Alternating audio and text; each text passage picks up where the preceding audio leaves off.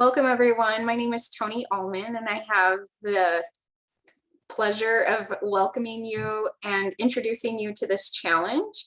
Today is the very first day, and what we're focusing on today is the introduction of Dr. A's Stop, Challenge, and Choose book.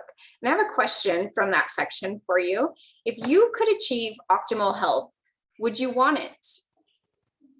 If you said yes, awesome. My husband and I, we also said yes in more of a superficial way 7 years ago when we got married. Just prior to us getting married, I remember my husband saying, "Hey, we should have like beach bodies when we get married." And I was there, like I was on board, but we did nothing about it. So it kind of comes down to, is desire alone enough? Clearly, our example shows that it's not. We need a little bit more, but it's a very important piece. Desire, in fact, is necessary for us to make changes. If we don't have the desire, we don't even get started. It's not a priority for us. But once we do have that desire, then we need correct theory, proper method, so that we can get the results that we're looking for, not just in the short term, but long term. So my husband, he had a desire. Of course, when we got married, we were looking to look our best, but as time went on, he was diagnosed with sleep apnea and put on a CPAP machine to help him breathe at night. And then he was diagnosed with hypertension 3 years ago and put on high blood pressure medicine. Around that same time, his first sergeant at work, he works full-time active duty with the military. His first sergeant approached him and, pointed out, "You're a great worker. You work really hard, but they're not going to promote you because you're too heavy. Like if you could lose some weight, you would be eligible for promotion again." And I remember him coming home that day and telling me that really stung to hear that. He's like, "But I'm glad that someone finally had the nerve to point it out to me, because it had been years that he was carrying extra weight and not being the proper weight according to those military standards." And so to have someone point it out was a relief. But then the question became, now what do we do? And I remember him asking me for help. And I have an undergraduate degree in health and I have a graduate degree in health. And I thought I should be able to help him. The problem was I didn't know where to start, honestly. Having correct theory is huge for this. And you are getting a glimpse of it with the ebook, that Stop, Challenge, Choose book. And with the ebook, it's kind of like a shortened summary of the bigger Habits of Health system, which you're seeing here, the Habits of Health book and the Life book. Those are grounded in research and they're grounded in proper behavior change theory.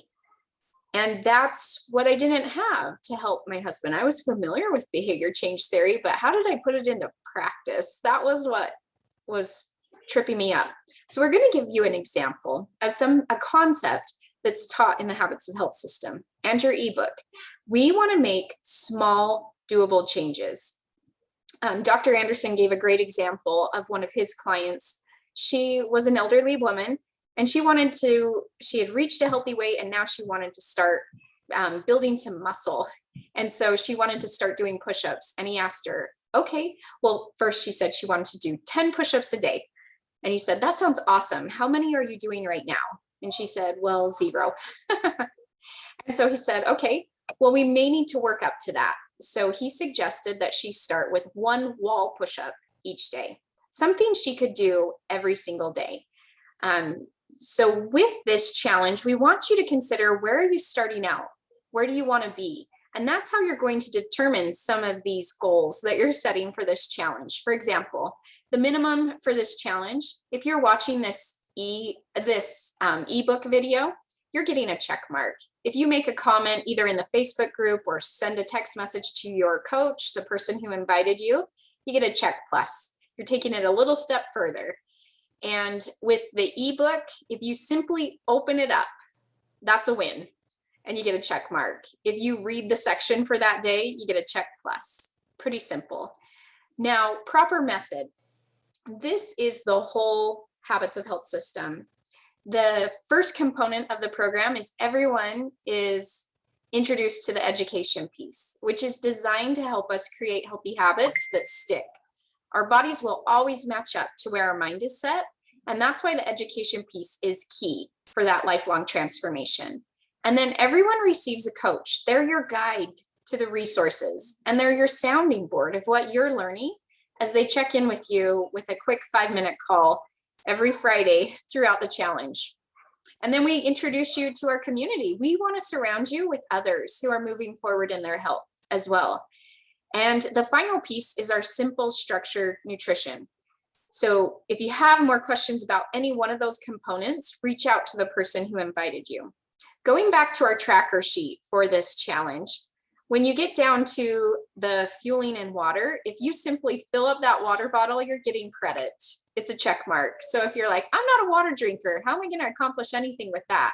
Well, we're going to start small, just like with the wall push-up. And then if you go above and beyond and you drink that water, check plus, whoop, whoop. And for fueling, if you eat every 2 to 3 hours, that's the minimum. Great.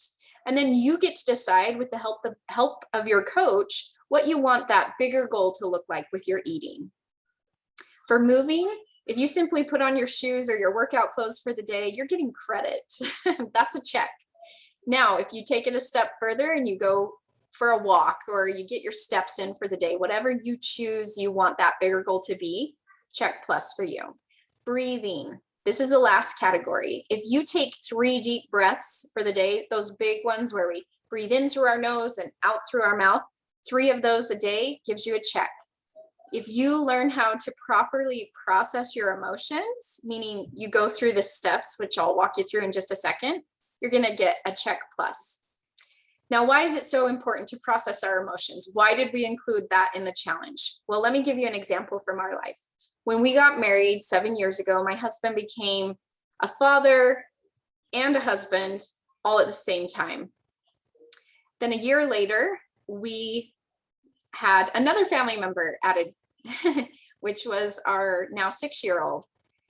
And then 19 months later came our little girl.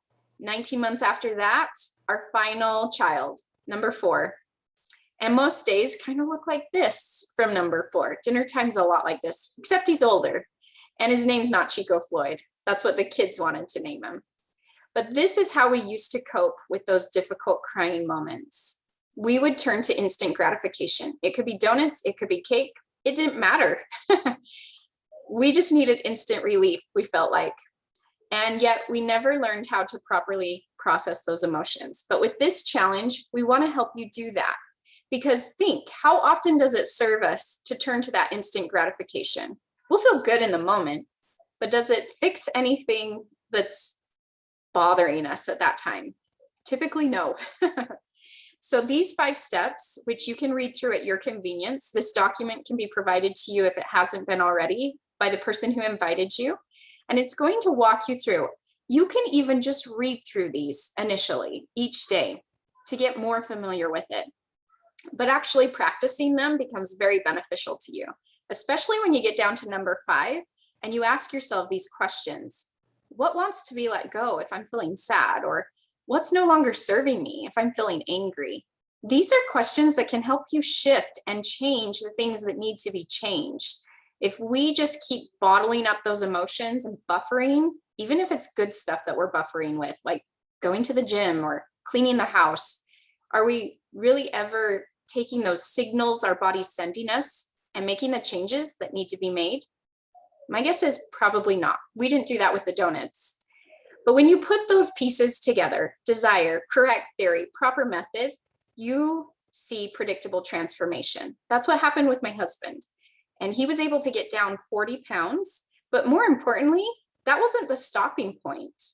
He continued on his health journey. We're still on a health journey. We don't ever stop. We continue to work on it.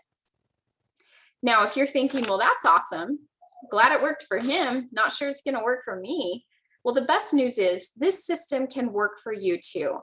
If you apply the lessons that we're going through each day of this challenge, and these lovely ladies are the people who will be teaching it to us, they're public health students from BYU, Idaho, and they are spending 200 hours this semester to put together challenges like this and help you learn how to make these habits stick.